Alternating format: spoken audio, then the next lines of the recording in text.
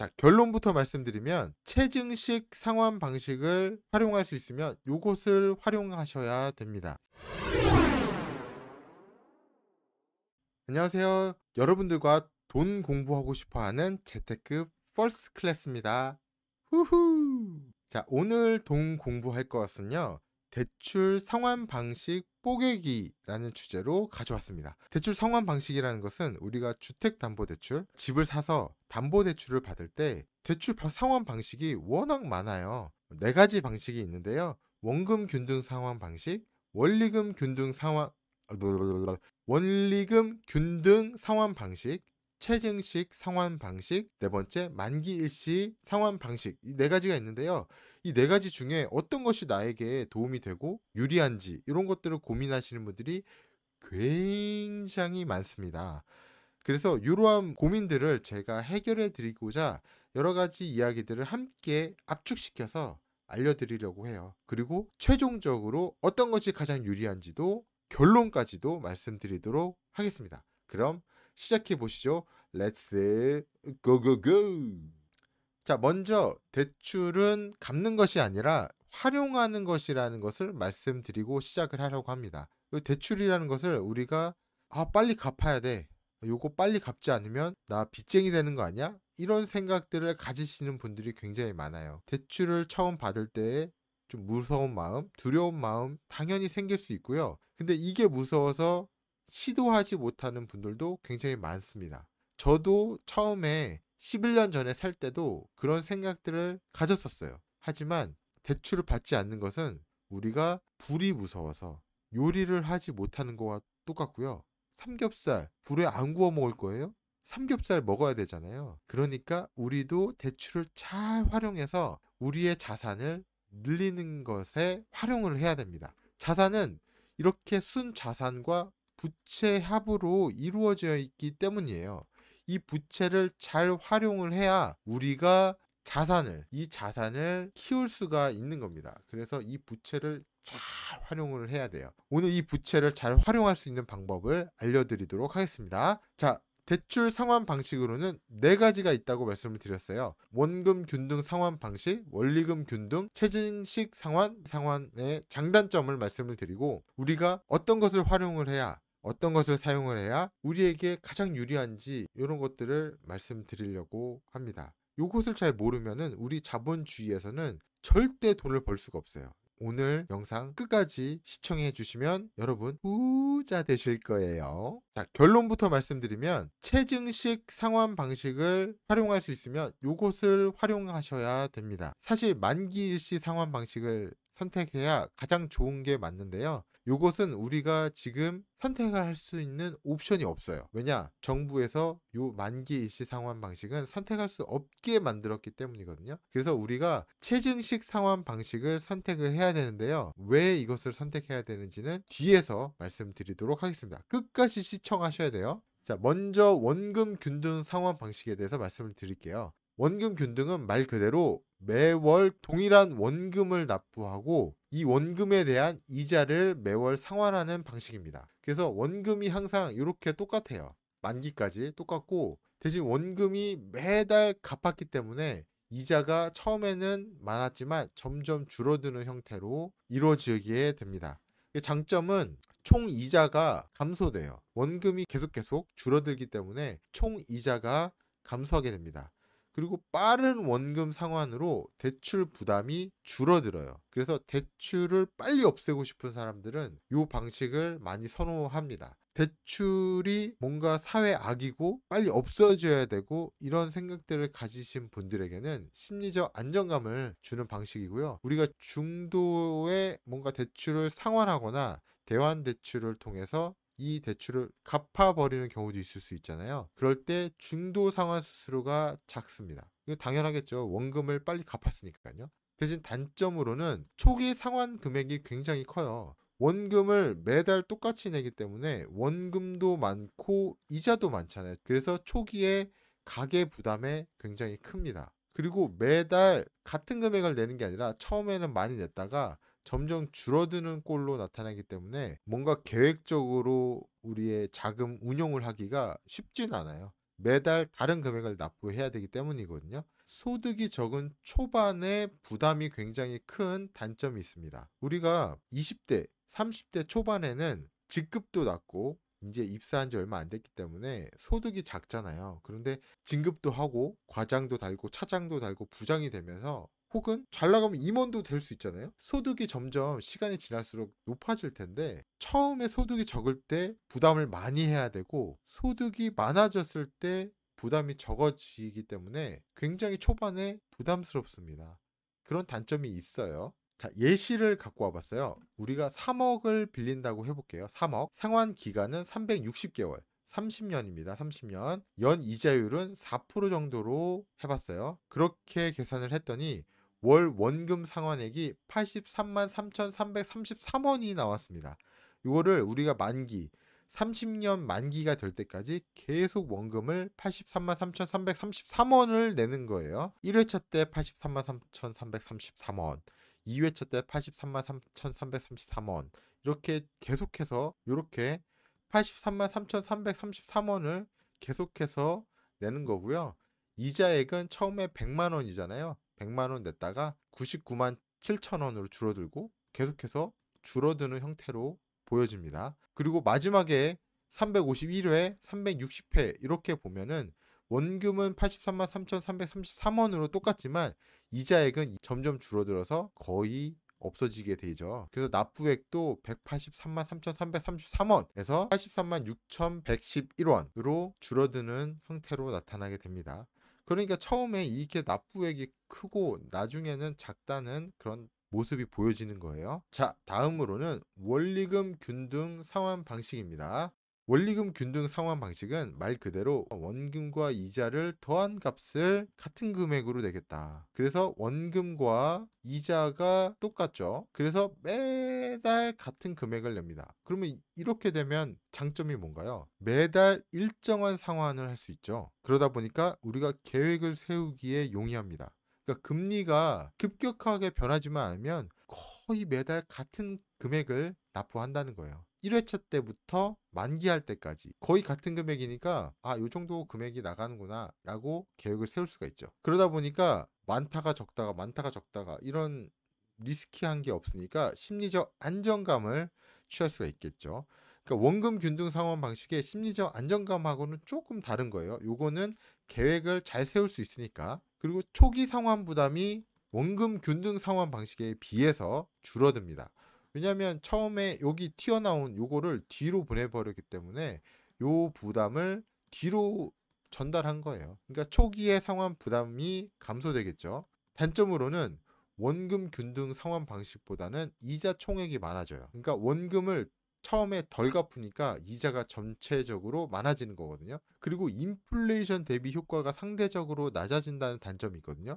요거는 뒤에서 더 자세하게 설명을 드리도록 하겠습니다. 이것도 예시를 한번 볼게요. 금액 3억 원을 빌려서 360개월 30년 만기로 갚고 4% 금리로 빌렸습니다. 그랬더니 월 원리금 상환액이 143만 2,246원이 나왔어요. 그러니까 이거를 매달 1회차 때부터 이 360회까지 동일하게 납부를 하는 겁니다. 대신 처음에 상환 원금이 아까 원금 균등보다는 절반 정도 줄어들었죠. 43만 2,246원을 납부하고요. 나중에 뒤로 갈수록 훨씬 더 많은 원금을 납부하게 되겠죠. 처음에 이자가 많지만 뒤로 갈수록 이자가 줄어드는 형태는 동일하지만 원금이 초반에 적게 납입됐기 때문에 원금 균등 상환 방식에 비해서 이자가 늘어나는 겁니다. 요즘에는 원리금 균등 상환 방식을 많이 선택들을 하시죠. 다음으로는 체증식 상환 방식입니다. 체증식 말이 조금 어렵죠. 한자예요. 한자 어려워. 근데 풀어서 보면은 시간이 지날수록 원금과 이자 상환액이 점진적으로 증가하는 방식입니다. 증가한다는 증자잖아요. 그러니까 증가한다는 거예요. 그러니까 처음에 원금도 적게 내고 이자도 적게 내는데 원금도 늘어나고 이자도 늘어나는 형태인 겁니다. 그래서 총 납부 금액이 이렇게 계속해서 늘어나요. 요것의 장점은 초기 부담 금액이 적습니다. 뒤로 갈수록 우리가 부담을 뒤로 보냈기 때문에 미래 소득의 증가를 반영한다고도 볼 수 있어요. 그러니까 아까 말씀드렸던 것처럼 직급이 계속 올라가고 뭔가 인플레이션 때문에 소득이 뒤로 갈수록 증가하잖아요. 그래서 우리가 원리금도 뒤로 보내버리는 거예요. 그리고 초기 유동성 확보, 그러니까 처음에 돈을 많이 내는 게 아니라 적게 내기 때문에 남은 금액이 있을 수 있잖아요. 그 돈을 우리가 잘 활용할 수 있다. 그런 장점이 있습니다. 대신 단점은 후반부에 상환 부담액이 증가해요. 처음에는 적게 내서 좋아했는데 뒤로 갈수록 많이 내야 되는 그런 부담이 있습니다. 그리고 이자 총액이 당연히 크겠죠. 처음에 원금을 조금밖에 안 갚았으니까 이자 총액이 다 더하면은 굉장히 커져요. 그래서 앞에 원금 균등, 원리금 균등보다는 훨씬 더 커집니다. 이 방식도 예시를 한번 볼게요. 금액이 3억 원이고 상환 기간이 360개월 4% 정도로 빌리고 최진 금액을 2994 정도로 잡았다고 합니다. 그렇게 보니까 납부액이 처음에는 100만 원이었어요. 이자 100만 원만 딱 들어가고 원금은 없죠. 근데 이자를 2994만큼 증가시켰고 2회차 때 이자액은 거의 그대로 100만 원. 그래서 100만 2,994원 납부했고요. 이게 쭉쭉 늘어나요. 그리고 마지막 회차 351회를 보면은 200만 원이 넘었고요. 360회 때는 207만 4,691원으로 처음에 100만 원에서 200만 원까지 늘어나게 됩니다. 원금 자체가 뒤에다가 확 보내버린 거거든요. 납부액이 뒤로 갈수록 부담이 훨씬 더 커지더라. 그리고 마지막으로 만기 일시 상환 방식이 있습니다. 만기에 일시에 상환하겠다. 맞죠? 이자만 내다가 만기에 원금을 한 번에 상환하는 방식입니다. 그래서 처음에는 이자만 내요. 이자만 주구장창 내다가 마지막에 한 방에 빡! 내가 돈 갚을게! 빡! 이렇게 하는 겁니다. 장점은 월 상환 부담이 가장 적죠. 원금을 안 내도 되니까 이자만 내니까 상환 부담이 가장 적어요. 그리고 현금 흐름에 유리합니다. 이것도 처음에 이자만 납부하니까 우리가 가장 돈을 적게 낼 거잖아요. 그러니까 현금 흐름을 좀 더 주도적으로 만들 수가 있죠. 돈을 덜 내는 대신에 우리가 투자 등으로 수익 창출을 할 수 있는 기회를 가질 수 있습니다. 돈을 적게 낸 돈으로 다른 거에 투자를 해가지고 불린 다음에 만기에 그를 딱 쓰는 거죠. 대신 단점으로 만기 시에 큰 금액이 필요합니다. 원금을 한 번도 안 갚았으니까 만기 시에 내가 돈 줄게 빡 해야 되잖아요. 이 만기 시에 큰 금액이 필요하고 그다음에 원금을 하나도 안 갚았기 때문에 총 이자 부담이 굉장히 큽니다. 그리고 원금이 줄지 않아서 이렇게 대출을 좀 무서워하시는 분들에게는 심리적 부담이 있을 수 있어요. 그리고 아까 말씀드렸던 것처럼 현재 담보대출에서는 불가능해요. 제가 예전에 빌렸을 때는 이게 있었거든요. 그래서 굉장히 부담이 좀 덜했어요. 물론 옛날에는 지금처럼 대출 금액도 많지 않았지만 그때도 뭐 1억 빌리고 2억 빌릴 때는 굉장히 무서웠거든요. 근데 그때는 이자만 내도 됐었기 때문에 조금 더 나았어요. 근데 지금 제 기억으로 2015년인가요? 16년인가요? 그때부터 원리금 부담이 생기면서 2016년인가요? 그때부터 원리금으로 무조건 갚도록 그렇게 변경이 됐어요. 그래서 현재는 이 만기 일시 상환은 주택담보대출에서는 불가능합니다. 신용대출에서만 가능합니다. 예시를 보면 3억을 빌리고 똑같이 360개월 4%로 빌리면은 이자만 계속 100만 원씩 납부하는 거예요. 4%니까. 그렇게 하다가 360차 만기 때 3억 원을 빡 갚는 겁니다. 그렇게 하다 보니까 이자가 굉장히 많죠. 그래서 총 이자 금액을 비교를 해보면요. 원금 균등 방식은 원금 3억을 30년에 걸쳐서 갚는 거고 이자가 1억 8천 정도가 붙어서 총 원리금은 4억 8,500원 정도가 됩니다. 원리금 균등은 원금 똑같이 갚고요. 2억 1,560만 원 정도가 되네요. 그래서 총 원리금이 5억 1,560만 원 정도를 내게 되어 있습니다. 최증식은 3억 원 똑같이 원금 갚고요. 이자가 2억 5,300만 원까지 늘어났네요. 그래서 총 원리금은 5억 5,300만 원까지 늘어나고요. 만기 일시도 동일하게 원금 3억 원 갚고 이자가 3억 6천까지 늘어났습니다. 그래서 총 6억 6천만 원 정도 이렇게 늘어났어요. 자, 요렇게만 보면은 만기 일시 상환이 이자가 제일 많잖아요. 그러니까 제일 손해 아니야? 이렇게 생각할 수 있다는 겁니다. 그런데 여러분들이 요 개념을 잘 아셔야 돼요. 화폐 가치는 매월, 매일, 매 시간, 매 초마다 떨어지고 있습니다. 화폐 가치가 점점 떨어지고 있다는 거예요. 그것을 우리는 인플레이션이라고 부른다고 제가 지난 영상에서 여러 번 설명을 드렸습니다. 그러니까 우리가 30년 전에 비교를 해봐요. 30년 전에 내가 3억이라는 돈은 엄청 큰 돈이죠. 완전 진짜 상위 0.00 몇 프로 정도만 가질 수 있는 그런 금액이었겠지만 지금은 3억 정도면 웬만한 직장인들은 빌릴 수 있는 그런 돈이잖아요. 그럼 30년 뒤에는 이 3억은 지금 현재 가치로 한 3천만 원 정도의 가치밖에 되지 않을 수도 있거든요. 이 화폐 가치는 계속 떨어진다는 거예요. 물가 상승률만큼 최소 요 정도만큼은 떨어진다는 겁니다. 그래서 요 총 이자 금액을 우리가 그냥 현재 가치의 금액으로 보는 것을 명목상 이자 금액이라고 보는데 우리가 물가 상승률에 비례해서 계산을 다시 해볼 수가 있어요. 물가 상승률은 3%를 가정하면 화폐 가치는 매년 3%씩 하락한다는 거거든요. 지금 이자 100만 원 내는 거랑 30년 뒤에 이자 100만 원은 완전히 달라요. 완전히. 그래서 계산을 해봤더니 이 3% 가정을 하면요. 30년 뒤에 화폐 가치 하락은 60%나 된다는 거예요.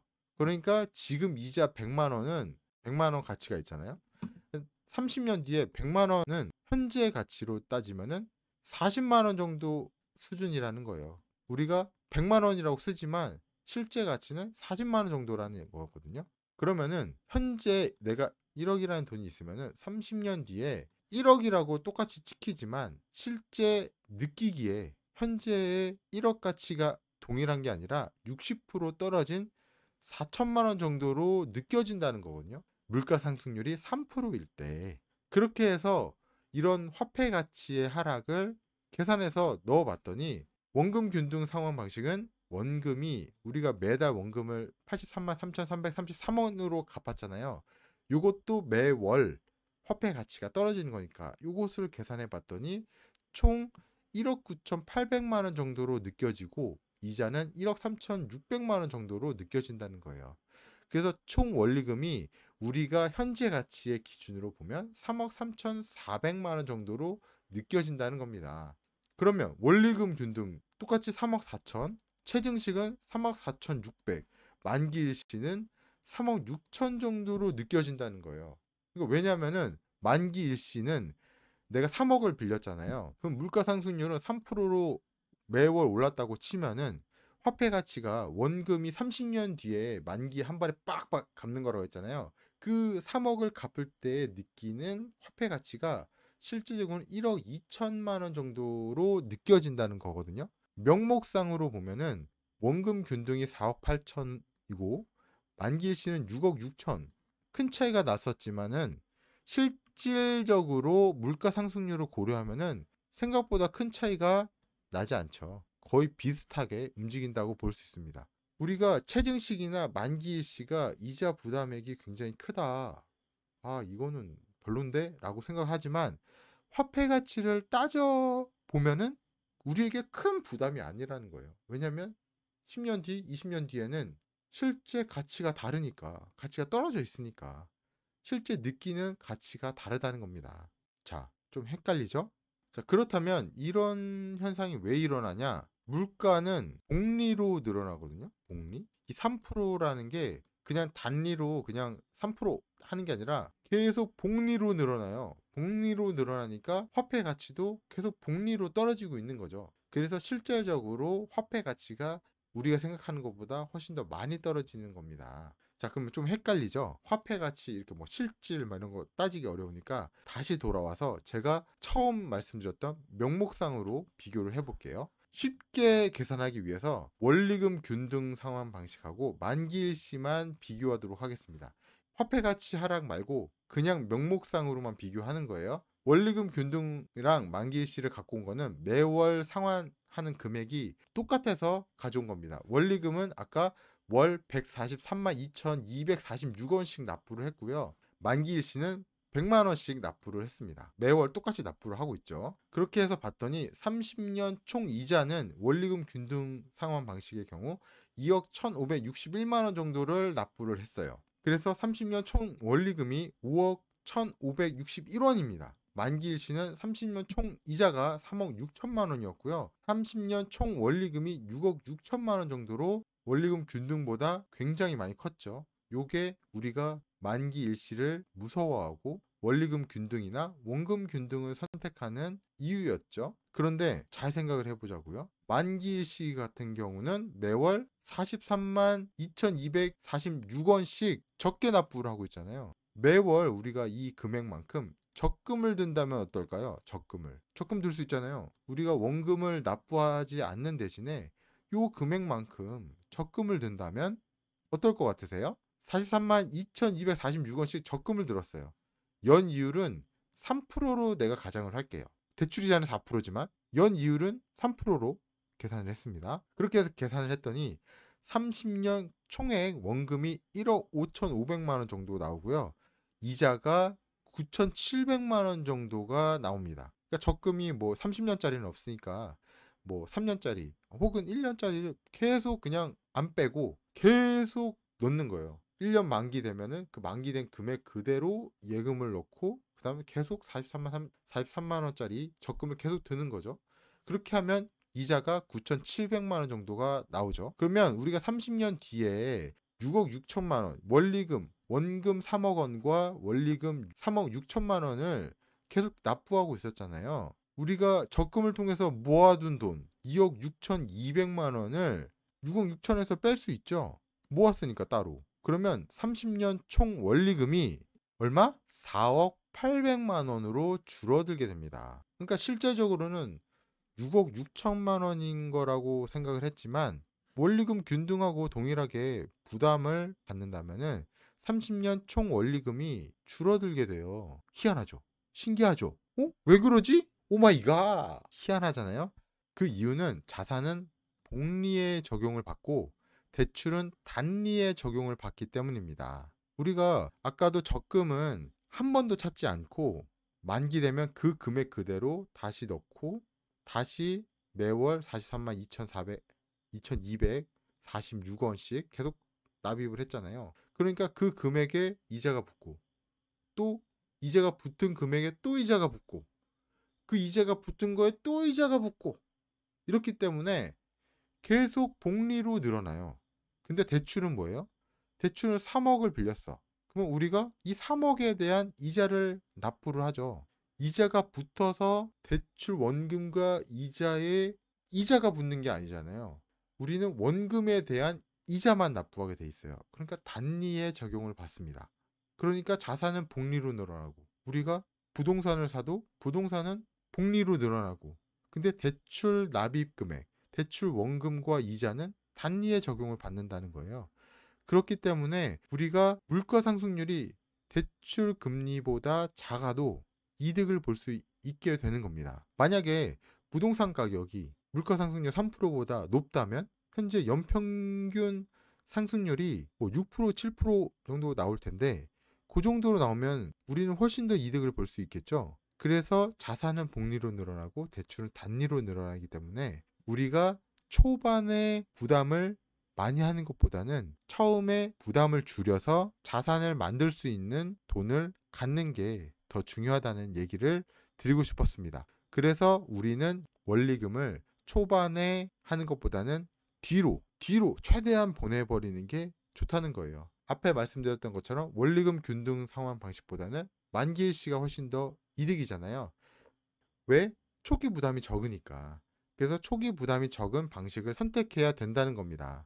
아까도 말씀드렸던 것처럼 만기일시 상환은 아쉽게도 불가하다는 거예요.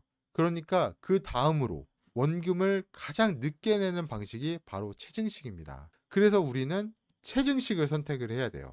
원금 균등 B, 원리금 균등 B, 체증식 방식을 선택을 해야 된다는 겁니다. 그런데 만기 일시 상환 방식은 만기의 원금을 납부하는 거니까 우리가 뭐 매달 적금을 넣거나 이렇게 비교를 할 수 있었는데 체증식 같은 경우는 초반에는 적게 내지만 어느 순간부터는 원리금보다 더 많이 내는 시기가 찾아오게 되잖아요. 더 부담일 텐데? 라는 생각을 가질 수 있죠. 똑똑하신 분들은 그 생각을 하실 겁니다. 오, 똑똑한데 맞아요. 근데 우리가 하나의 대출을 30년 만기까지 유지할 필요가 없다는 사실입니다. 실제로 이제 뭐 금액과 금리에 따라서 조금씩 다르긴 하지만 대략적으로 30년 만기일 때 한 절반 혹은 한 40% 정도가 지났을 때 30년 만기면 한 12년 정도 지났을 때 실제 원리금 균등 방식보다 최증식의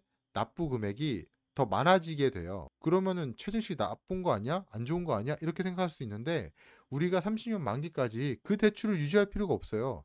최저식을 유지하다가 한 10년 정도 유지하고 혹은 5년 정도 유지하다가 다른 대출로 대환 대출하면 다시 시작하는 거예요. 3년이 지나면 중도 상환 수수료가 없기 때문에 대환 대출이 가능하게 되죠. 다른 대출로 갈아타면 우리는 다시 초기 부담이 없는 그 구간을 다시 시작하게 됩니다.